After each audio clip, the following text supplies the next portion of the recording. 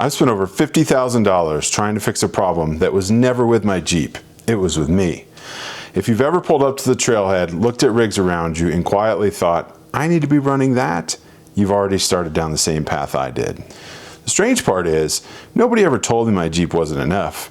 The guys I rolled with never said it. They never even hinted at it. Some of them are obviously still some of my closest friends today. That voice was coming from inside my head, and it cost me more than I can explain. What I'm about to walk you through is the exact pattern that quietly drains new Jeep owners. It isn't bad parts, it isn't bad advice on forums, it isn't bad shops. It's something more invisible than that. It's the reason a two-door JK Sport on 35s and a fully built 392 can run the same trail, get the same result, and the only real difference is what you have left in your bank account. Trust me, I've lived both sides of that. This is why I'm talking about it. I'm going to show you what I wish someone had shown me when I bought my first Jeep. Because once you see it, the way you spend money on this lifestyle changes for good.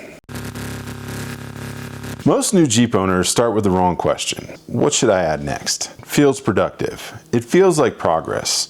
It pushes you to YouTube, on the forums, into parts catalogs of every off-road site you can find. But it's the same question that broke my build over and over again. And here's why. If you don't know what your Jeep is supposed to do, every upgrade looks justified. A lift, bigger tires, armor, winch, sliders, lights, every one of those can be defended on its own. But if you stack 12 of those decisions on top of each other with no clear job behind them, you don't have a build. You have a machine that you've probably overspent on for all the wrong reasons. The right question is harder to ask. What does this Jeep actually need to do for me? And how often do I need to do it? That question is uncomfortable because it forces you to be honest. And honesty is what kills the upgrade cycle. But honesty isn't where most of us start. Something else takes the wheel first. And trust me, I fell for it for years. For most of my time in this lifestyle, I ran with guys who had way more built Jeeps than mine. We'd finish the same trail and I'd be standing there at the staging area, looking at their rigs, mentally adding up everything I wanted next. The lift, the wheels, the bumpers, the way it just sat in the dirt. I was building that next version of my Jeep in my head before I'd even taken mine off the trail. And here's what I missed for years. I just finished the same trail they did without slowing them down, driving whatever I was running at the time, same result, same finish, and certainly the trail didn't care what I was driving. But my brain kept running this loop where their builds were the standard and mine was a big gap that I just needed to close. And look, none of those guys ever said a word about it. Never made a comment, never made me feel small. And the comparison was never coming from them. It was coming from me. And it cost me a Jeep, then a rebuild, and another Jeep, then another rebuild, so on and so forth. You buy, you sell, you buy, you spend, and you almost never get back what you put into it. Used Jeeps don't return what you paid for them, and used parts return even less. I want to put a real number on this because beating around the bush would let me off the hook. Between the rebuilds, the Jeeps I sold for thousands less than I had into them, the parts I'd wished I never bought, I'm well past $50,000. $50,000 to learn that nobody is actually keeping score. In the Rubicon, that was where that lesson finally hit me in the chest. The Rubicon Trail will recalibrate your ego faster than any video on YouTube. You show up thinking you need a serious build for the most iconic trail in the country. Lockers, low gears, big tires, the works, right? And then a little lightly built CJ rolls past you with no drama. The driver doesn't even blink. And that CJ has been running that trail for 30 years on parts that look like they've come off a museum shelf. And honestly, I love those things. But it's making your build look like it's trying too hard, right?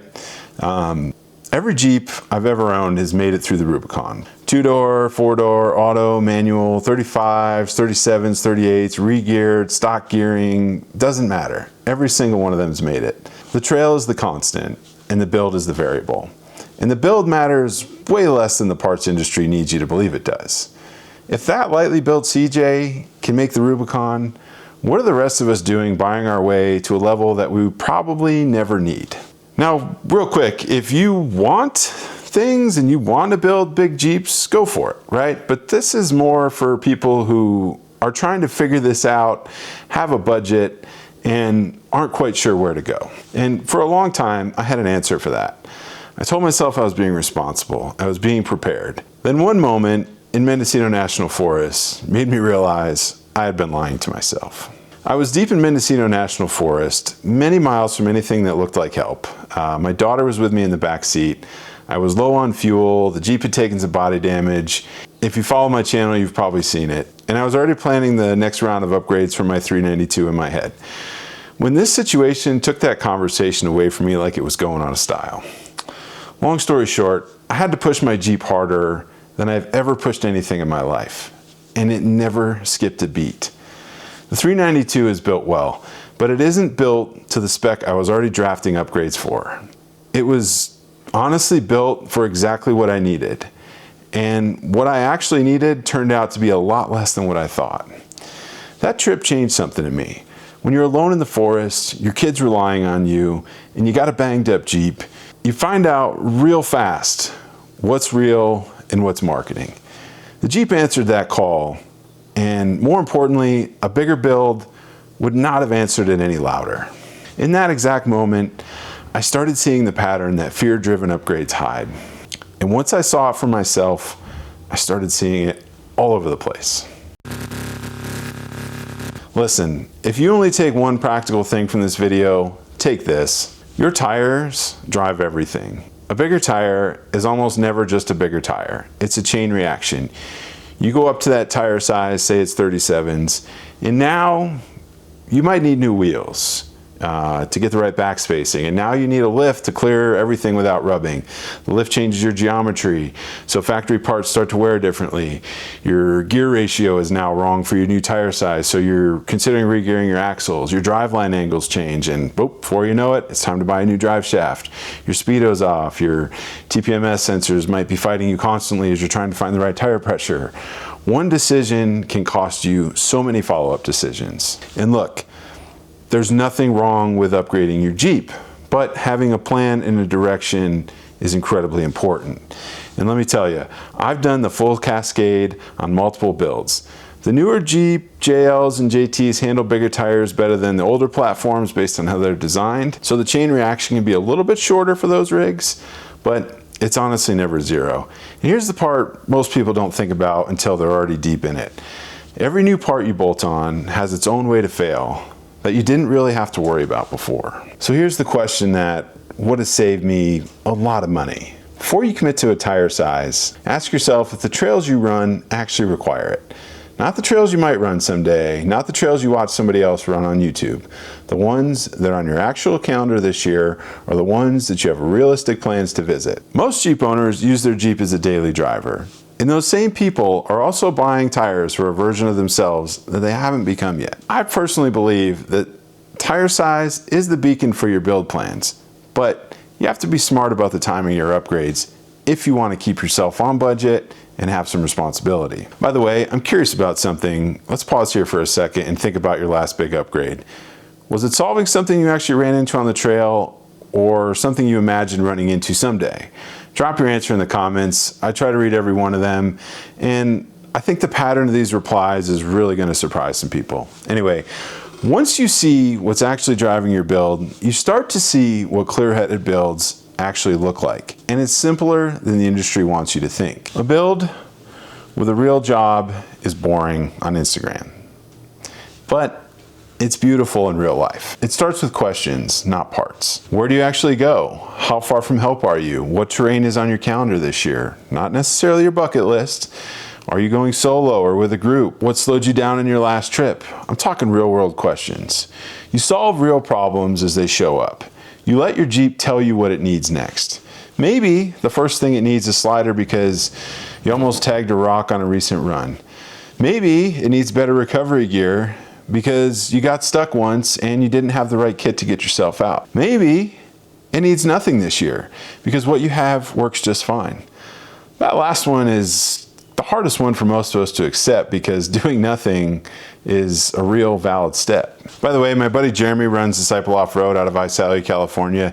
He's an off-road shop and a parts distributor, and he builds and sells the same way I'm describing. Real builds, real purpose, no wasted money, no upselling you into the upgrade cascade, real world experience and real world knowledge. If you're somewhere in the process and you want a shop that thinks the way this video describes, look them up, links in the description. Anyway, I just want to be honest with you about something real quick. I'm going to keep building my Jeep. And I know it sounds a little counterintuitive to this, but I'm not going to pretend I won't. I enjoy the process. I enjoy the work. I enjoy the wrenching. But I do it now because I want to, not because I think I need to. Those are two completely different reasons that honestly produce two completely different builds. And more importantly, show two completely different balances in your bank account. The version of me that needed to keep up was expensive. The version of me that builds for fun and utility is absolutely content. There's one more thing I want to go over, because if you take this seriously, you're going to save yourself the years I lost. This concept is exactly why I built the Jeep Cost Control Playbook. Not because there's some magic formula, there isn't. I built it because there's a way to think through your build that prevents the comparison spiral, the upgrade cascade, and the buy and sell rebuild cycle from ever getting started in the first place. It's free, it's in the description. Grab it before your next purchase, not after. If your Jeep made it out of the last trail you ran, your Jeep did the job. If you didn't slow anyone down, there's no asterisks on that. There's no hidden version of that day where you secretly needed more. The real question isn't whether you can do more, it's whether you'd be doing it for the right reason. Most Jeep owners are going to spend tens of thousands of dollars learning what I just told you in about 15 minutes. Some of them won't learn it at all. They'll just keep buying. And I don't want that for you. If any of this hit, there's a video on this channel you need to watch next. It's called The Off-Road Lie Jeep Owners Keep Falling For. It will show you who's doing it and why. Watch it next, then go look at your build and ask yourself the question I should have asked myself what seems like $100,000 ago. What's this Jeep actually for?